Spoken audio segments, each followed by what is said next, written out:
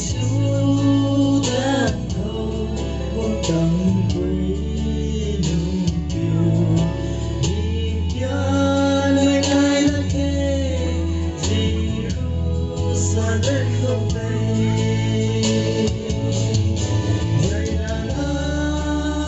xuân Hallelujah tuna đi năm nay mình không ai buồn tâm phúc hậu buồn Giêsu đã thâu một tầng quê nung kiều xuân sang ngày nay đã thế Jerusalem không tây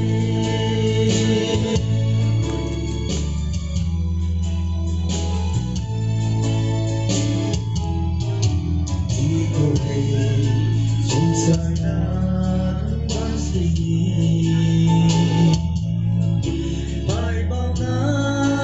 nu đi na mang xin Ông Giêsu đã thâu muôn tầng quê nung kiều xuân sang ngày nay đã thế Jerusalem không tây vậy là nó xuân Hallelujah tuna đi năm nay mình không ai buồn tâm phúc hậu Ông Giêsu đã thâu muôn tầng quê nung kiều xuân sang ngày nay đã thế Jerusalem không tây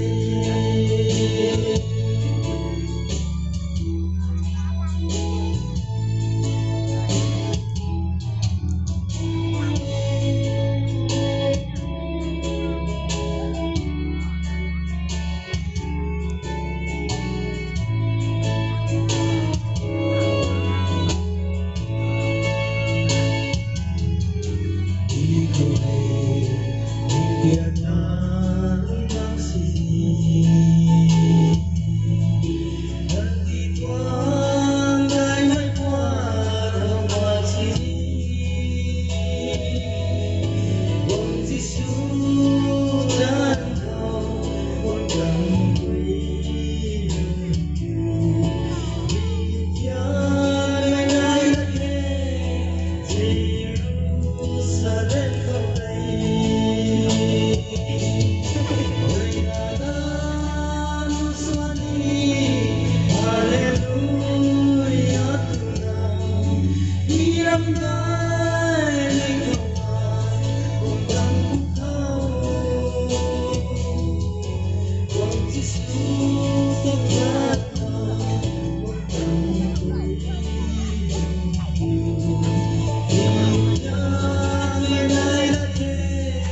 Jerusalem không tây vậy là